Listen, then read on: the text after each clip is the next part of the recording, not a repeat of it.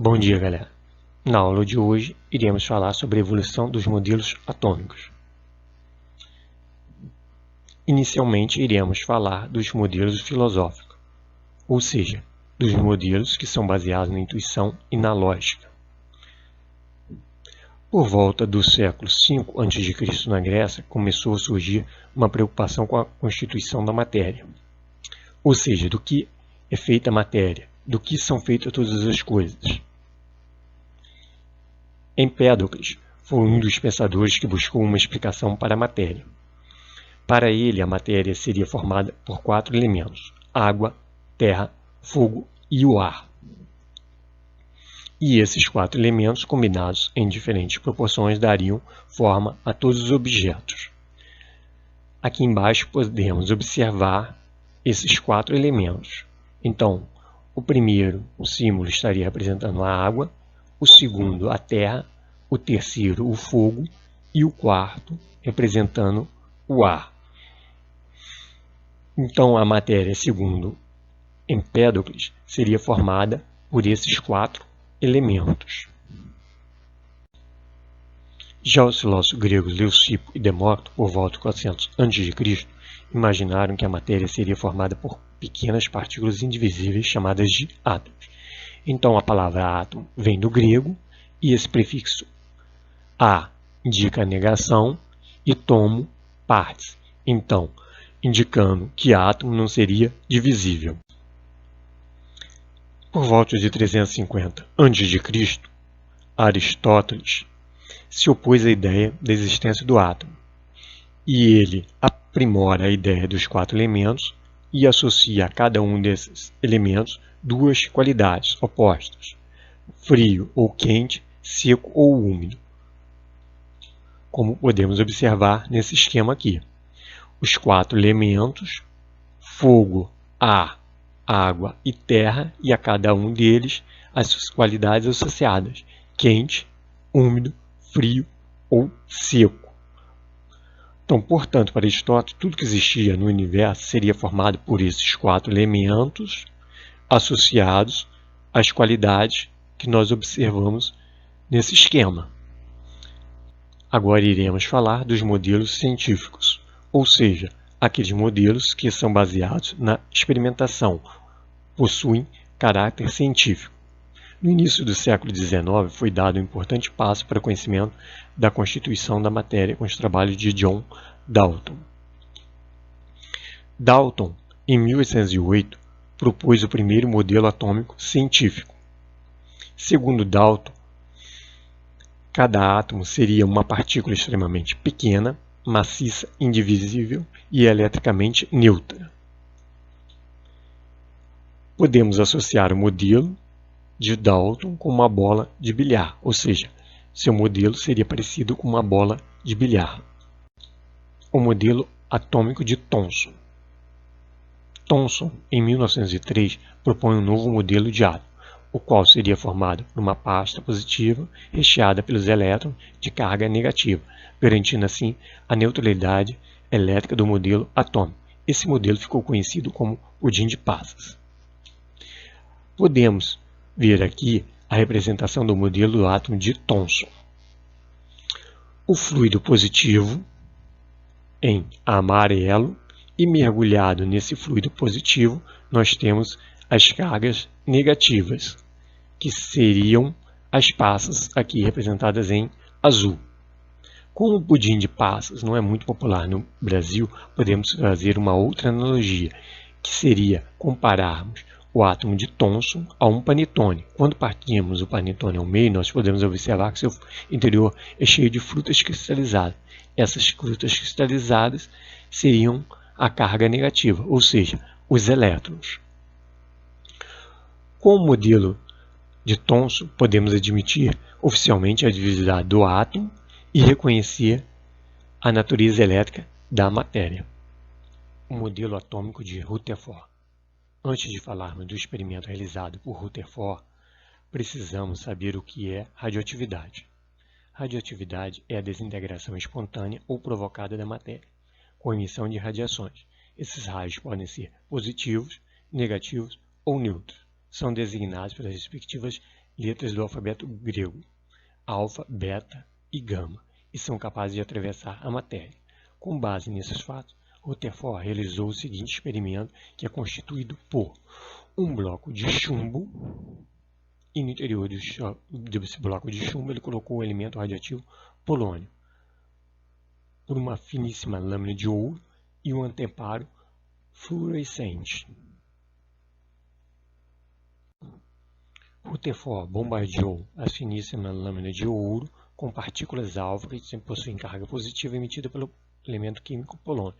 Essas partículas alfa conseguiram atravessar a lâmina de ouro e se chocaram com o anteparo, emitindo luz e assim registrando o local do seu choque. A maioria dessas partículas conseguiram atravessar a lâmina de ouro em linha reta. Só que algumas sofreram desvio, como mostra essa seta aqui, e se chocaram nesse local aqui. Outras também sofreram desvio e vieram parar nesse outro local aqui. E algumas retrocederam, não conseguiram atravessar e retrocederam. Esse esquema representa os átomos presentes na finíssima lâmina de ouro. Então, cada pontinho desse preto aqui seria um núcleo de um átomo. Notamos que a maioria dos raios vão passar reto, porque o espaço entre o átomo e outro é grande e vazio e preenchido somente pelos elétrons que são muito pequenos. Como a partícula tem carga positiva e o núcleo também, se ele passar perto do núcleo, ele vai sofrer um desvio, já que vai sofrer uma interação elétrica com o núcleo do átomo e vai se chocar num ponto diferente da chapa, ou seja, do anteparo.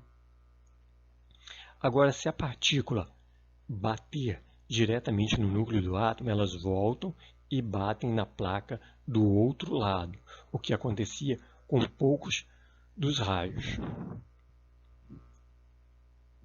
Com esse experimento, Rutherford concluiu que o átomo não é maciço, apresenta mais vazio do que preenchido. A maior parte da massa do átomo se encontra numa pequena região central que chamaremos de núcleo, dotada de carga positiva, onde estão localizados os prótons. Na região ao redor do núcleo, chamaremos de eletrosfera, e lá estará presente os elétrons. Com base em suas conclusões, Rutherford formulou seu modelo de átomo. Segundo ele, o átomo seria semelhante ao sistema solar, o núcleo representaria o Sol e os elétrons seriam os planetas, girando em órbitas circulares e formando assim a eletrosfera, como podemos observar nessa representação aqui.